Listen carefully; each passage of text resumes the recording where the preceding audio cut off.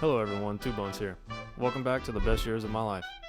Doing homework for hours, not studying nearly as much as I need to, playing video games and editing videos for my YouTube channel. I've convinced myself that the only reason I made this channel is so I can play video games and not feel so bad about it. I have a false sense of productivity. I'm sure we've all seen the obsession with the return to traditional values online, and I've been thinking a lot about that. You'll always see people online who say men don't play video games or watch sports. Perhaps men only work with their hands. You should give up on what you think is ideal for yourself. Your hobbies don't provide for your family or show your worth. I've made myself feel bad time and time again for not being in the position where I can embrace those things. I wish I could ignore those thoughts, and I know I'm only comparing myself to others. I play video games and make videos because I'm passionate about it. I'm allowed to do this and share it with you. I have to tell myself that just to make this video, but there is always work to be done.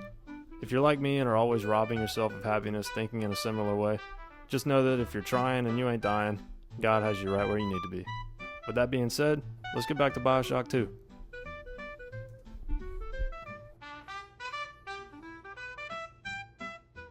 Here we arrive at the next level. Our trusty friend Sinclair with the soothing transatlantic accent lets us know that the station at this point is frozen over, and that we'll need to find the incinerate plasma to melt the ice.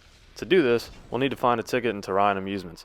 The whole purpose of this is to get the train going so we can find our way to our beloved baby mama, Sophia Lamb. You'll need a plasmid, like a handful of hellfire. Every time I get a chance, I have to ignore the arrow at the top and stop and stare at my favorite world ever created in media.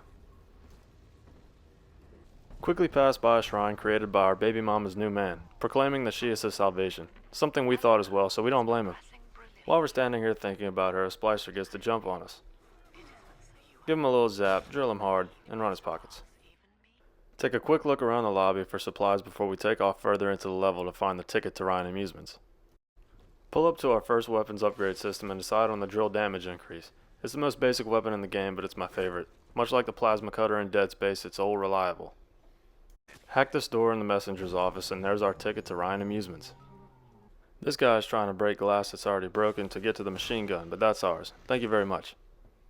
Here at the entrance to the park, Sophia's goons are already waiting for us. I engage them in fight, but realize I don't have any health, and I die for the very first time. Don't ask me why I didn't zap that guy sooner.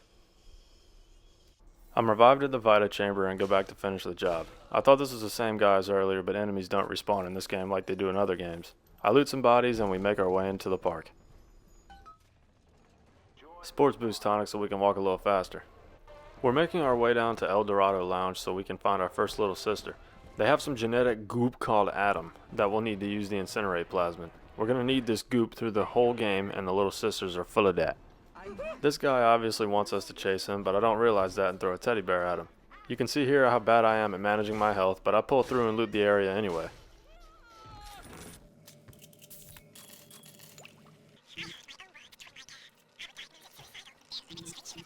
Another quick engagement with some splicers before we make our way to El Dorado Lounge. Eleanor's back with the jelly screen to tell us that she's still trapped but she loves us. Now on to find that little sister. Grab drill power so our swing's a little stronger.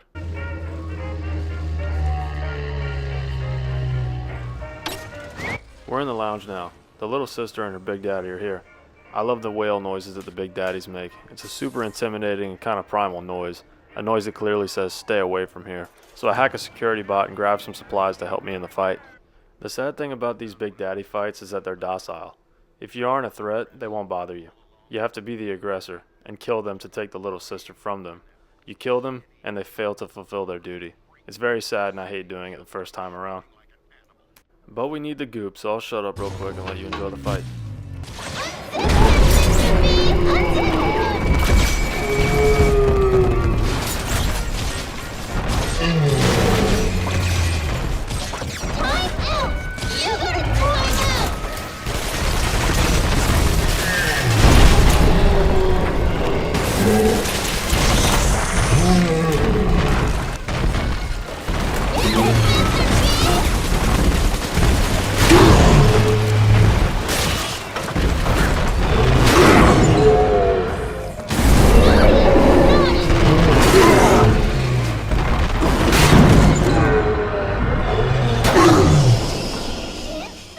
Yep, that's right. What did you expect?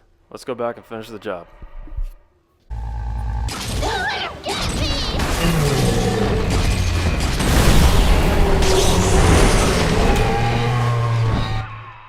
Now that the bouncer's out of the way, we can adopt his little sister. Are we gonna be together again, Daddy?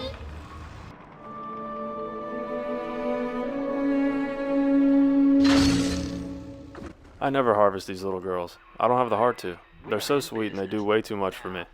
If you've played this and you're one of those monsters who do harvest them, I'd like to ask you, why do you do it? The difference between saving them and harvesting them isn't that much Adam anyway. Now we'll have our little sister lead us to the Adam. Daddy, over there. We find a dead splicer full of Adam and let our little sister harvest it. This is going to attract a wave of splicers to try and take her from us. This always reminds me of the choke points in Left 4 Dead when you're waiting for an escape vehicle and a horde of zombies is attracted to your location. I lay some rivet traps and she gets right to it. Baby mama don't like this and tries to lecture us, getting all philosophical and shit like me at the beginning of this video. One more forgotten curio in Ryan's shrine to the self. I don't know what this guy was thinking, but the fight's on. This Adam we've been talking about is produced by sea slugs found in and around Rapture. Adam in Rapture is power. It allows the user to rewrite their genetic makeup, altering their very DNA. Granting powers only limited by the user's imagination. You could become smart, handsome, powerful, anything you could possibly dream up. Adam is extremely addictive like a drug. It's no wonder everybody got hooked on it and the city began to fall. The Adam produced by these slugs alone wasn't enough for commercial purposes, meaning the supply was too much for the demand. It was Tenenbaum who developed a procedure to plant these slugs into the only viable hosts, the Little Sisters. This yielded 30 times more Adam. With a civil war raging between Frank Fontaine and Andrew Ryan, and the city's addiction becoming stronger and stronger, even more Adam was required. The city was in turmoil because of this stuff, but needed it to stay alive, much like a person addicted to a substance. A solution was created where the Little Sisters would obtain Adam by siphoning it from corpses accumulated by the war, with Big Daddies in suits of armor as their protectors. The population would put two and two together, and target these Adam harvests being carried out by Big Daddy and Little Sister. He's nicer than other daddies.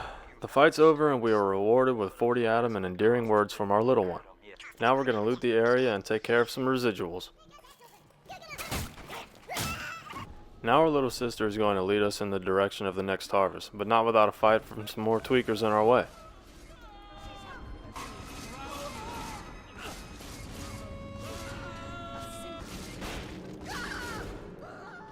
This is Ryan Amusements, so they roll a ride carriage down the stairs at me, but I quickly dodge it with my cat-like reflexes. Bonk. We find the corpse and begin the harvest. I hacked the machine gun turret and rivet trapped the area to help me out a little bit. Do not hate you, Delta. Indeed, I care for you in equal measure. Baby mama tells us that she still deeply cares for us like all creatures in Rapture. That's why she's doing this. I guess I'll forgive her. My children.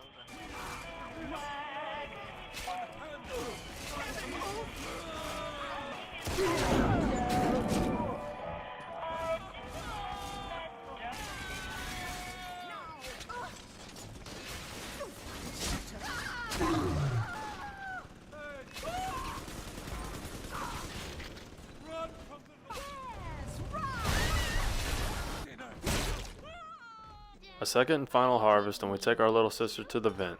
We rescue her and turn her back to normal. This is the most fulfilling part of this game for me. This also gives us 100 Adam, bringing our total to 160. This is a morality event that will affect the ending of the game. The way you treat these little sisters is vital for your relationship with Eleanor as well. Fighting with Eleanor against Sophia Lamb and her agenda, I feel like harvesting the little sisters and killing them defeats the whole purpose. Why would we be doing any of this if we were going to harm the little ones? Hit another weapons upgrade station and I choose the rivet gun damage increase this time. To switch to the maintenance door at the beginning of Journey to the Surface. I thought this was the Incinerate Plasma, but it's just Booze Hound, and we're going to have to keep looking.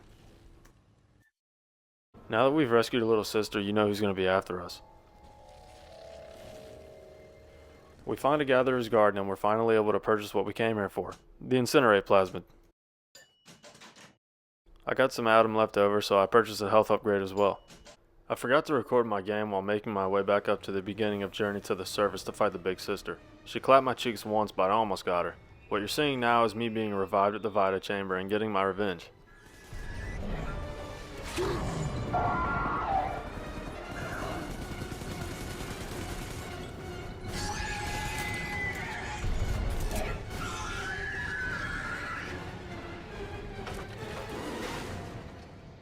Now we head back to the park entrance to thaw out some stuff that we missed with Incinerate.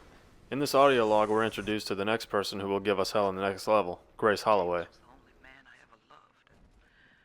We're finally back at the train station so we can follow the door and head up to Pauper's Drop. Once again, just look at that. Restart the train line, and for some reason we're locked in this room. Our guide Sinclair decides to say hello. I like to look a man in the eye when I give him my word.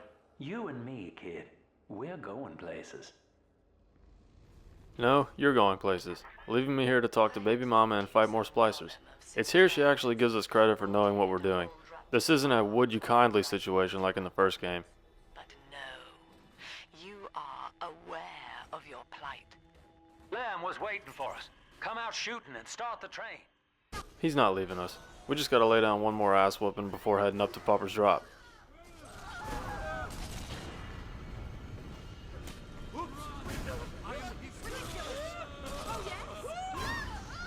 Now it's time to board the train and head to the next level.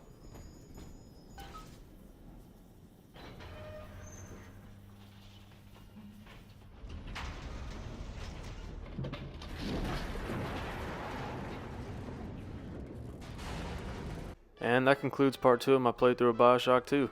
This video is shorter because there's only one Big Daddy in this level, only one little sister to rescue. As we keep playing, the levels will get longer and so will these videos. I've been having so much fun playing this game, having a blast making these videos, and I can't wait to get the next one started. Like and subscribe, and thank y'all so much for watching. See you on the next one.